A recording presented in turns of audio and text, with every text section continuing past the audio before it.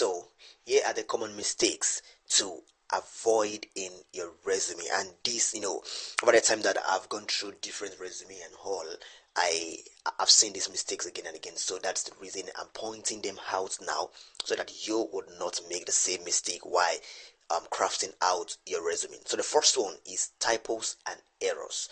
You see, I don't know, maybe it is because people don't get prepared for things before. Probably immediately they stumble on a particular job adverts. That's when they start to write their resume to meet that standard and all. I don't know, but most times it seems like candidates are always in a rush, and so therefore there are typos and errors.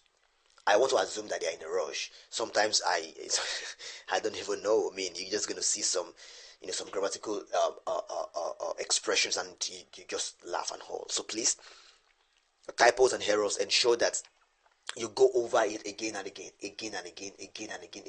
You see, there are many tools out there that you can actually use for that, like Quillbox. You can use it. Quillbot rather. You can use it for this respect, whereby it can check your even grammarly. You can just copy everything, copy it grammarly, and just see for yourself. And also, you can just copy everything to your ChatGPT and ask the guy to just correct every form of grammatical error. They just ensure that it is free from any wrong spelling and grammatical mistakes.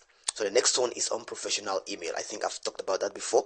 Ensure that you don't use an unprofessional email, not a personal or joke email like 616.666.com@gmail.com. All sort of stuff like that. You get, don't use that. Ensure that the same name that you are using on your resume is the same email that you are using as well. So use a professional email address. The next one is irrelevant information.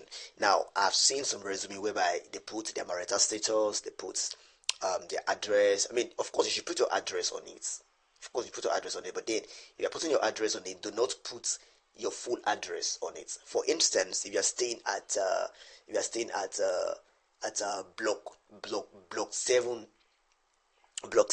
XYZ compound or XYZ streets, BMW, Lagos State. Now, instead of you to put all those things, you can just put BMW, Lagos State. That's all. Alright. So for instance, just put Lekki Phase 1, Lagos. Lekki, just put that. So Ogba, Lagos. That's fine. Instead of you talking about the exact location.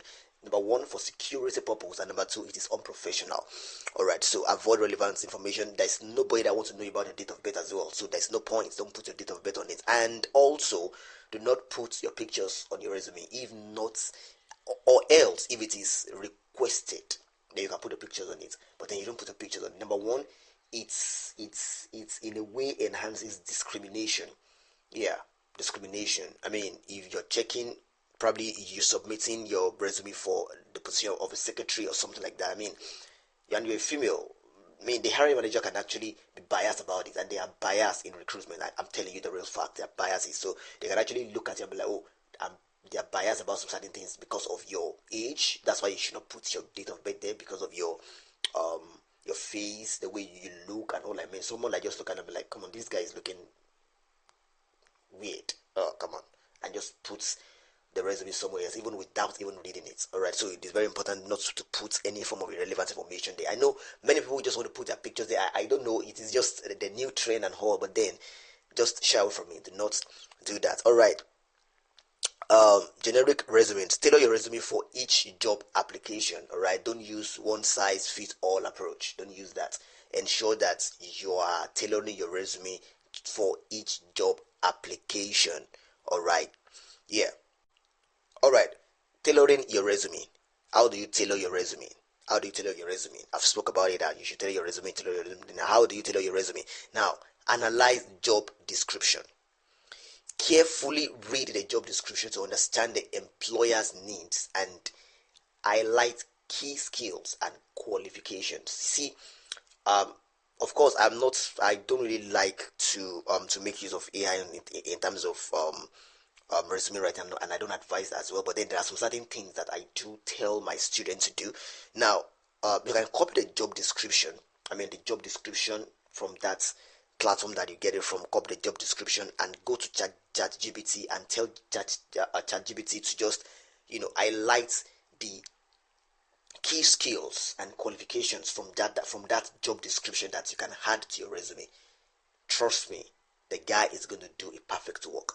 So look at those skills, look at those qualifications. Do they match your skills and qualifications? I mean, are they the things that you can do? Those skills, do you have those skills? Do you have those qualifications? If yes, then put them on your resume. All right, so it is very important, because here's the thing. I spoke about ATS the other time.